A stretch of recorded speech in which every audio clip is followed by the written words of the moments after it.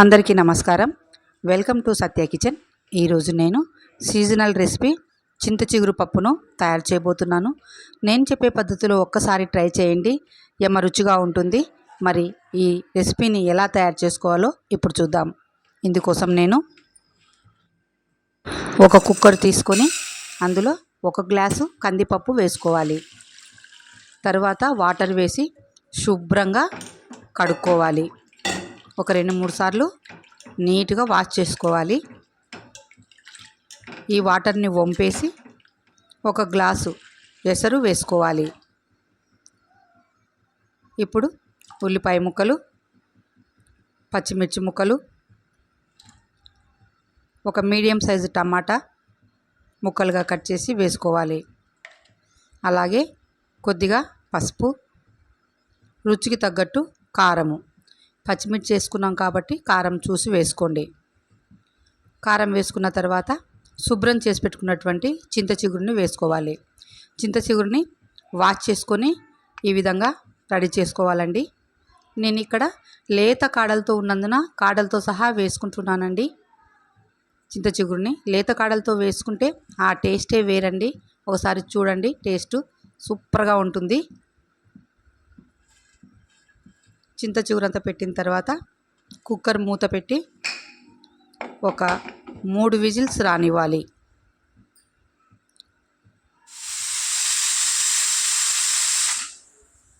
చూద్దాము, విజిల్ చల్లారిపోయింది. చూడండి, పప్పు మెత్తగా ఉడికిపోయింది.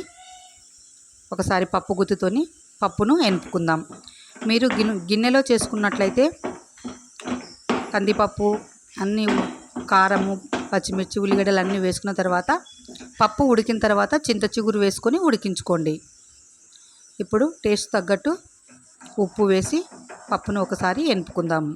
మరీ మెత్తగా కాకుండా కొంచెం పప్పు ఉండేటట్లు ఎనుపుకుంటే బాగుంటుంది. పప్పు ఈ సైడ్కి పెట్టుకొని తాలింపు వేసుకుందాము. ఒక ప్యాన్ తీసుకొని ప్యాన్లో ఆయిల్ వేసుకోవాలి. తర్వాత ఎండుమిర్చి, జీలకర్ర ఆవాలు, అలాగే క్రష్ చేసినటువంటి ఎల్లిపాయలు వేసుకోవాలి. క్రష్ చేసుకొని వేసుకోవడం వల్ల ఫ్లేవర్ బాగుంటుంది పప్పుకి. తర్వాత కొద్దిగా కరివేపాకు వేసుకొని తాలింపును దోరగా వేయించుకోవాలి. పప్పు అయితే చాలా టేస్ట్గా ఉంటుందండి. ఒక్కసారి ఈ విధంగా ట్రై చేయండి. తాలింపు బాగా వేగాలి. చూడండి, ఈ విధంగా వేగితే సరిపోతుంది. మంచి స్మెల్ వస్తుంది. ఇప్పుడు మనము తాలింపుని పప్పులో వేసుకుందాము. స్మెల్ పోకుండా తాలింపు వేసిన వెంటనే మూత వేసుకోవాలి.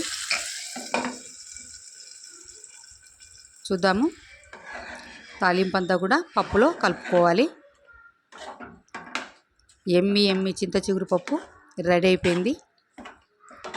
మీకు ఈ రెసిపీ నచ్చినట్లయితే లైక్ చేయండి, షేర్ చేయండి, కామెంట్ చేయండి. ఫ్రెండ్స్కి, రిలేటివ్స్కి కూడా షేర్ చేయండి. Please subscribe. Thank you for watching.